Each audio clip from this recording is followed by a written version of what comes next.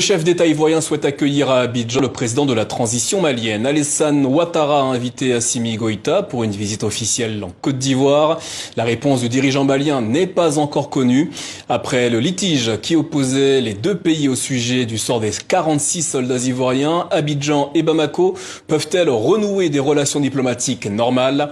Nous posons la question ce soir à Sylvain Nguessan, politologue et directeur de l'Institut de stratégie d'Abidjan. Bonsoir et merci d'être avec nous.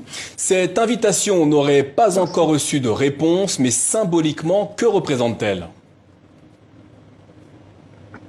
Merci. Cette invitation marque la volonté affichée d'Abidjan de tourner cette page, de mettre définitivement cette crise dans le passé et donc de reprendre des relations cordiales avec le peuple frère du Mali, les mettre en confiance, mettre les dirigeants en confiance.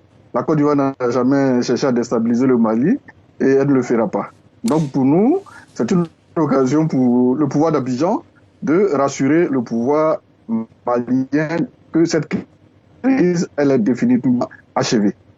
Il semblerait, selon les informations de nos confrères de Jeune Afrique, que le président Alassane Ouattara ait appelé son homologue malien. Avez-vous des informations au sujet de ces coups de téléphone ?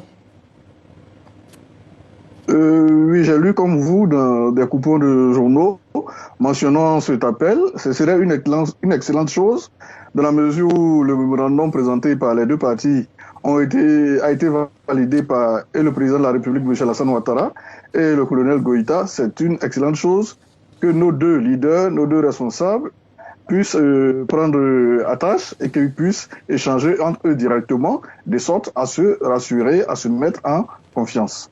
Après la libération des soldats ivoiriens, Alassane Ouattara a remercié lors de son discours les chefs religieux musulmans maliens, mais pas les dirigeants du Mali. Pour quelle raison, selon vous?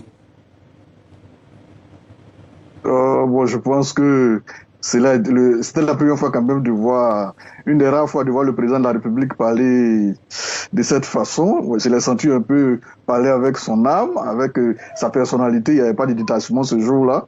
On va mettre cela sur le compte de la grande joie qu'il animait, qu'il a dû omettre de mentionner le chef d'État malien. Je ne pense pas que c'était une volonté manifeste du président Ouattara de froisser le Goïta. Je ne pense pas.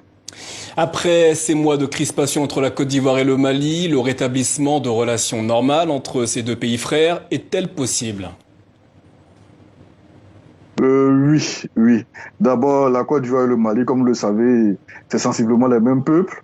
C'est vrai qu'il y a eu de coupage les frontières du fait de la colonisation, mais de part et d'autre, vous avez les mêmes peuples. Il y a toujours eu d'excellentes relations entre Bamako et Abidjan. Et puis, quand on interroge l'histoire, il y a eu le cas français-allemand, le cas russe et chinois. Je pense qu'il n'y a pas, si vous voulez, durant tous ces 6 mois de crise, il n'y a pas eu d'agression à Bamako des citoyens ivoiriens, il n'y a pas eu d'agression à Abidjan des citoyens maliens. Je dis que les deux peuples sont mis au-dessus de la crise.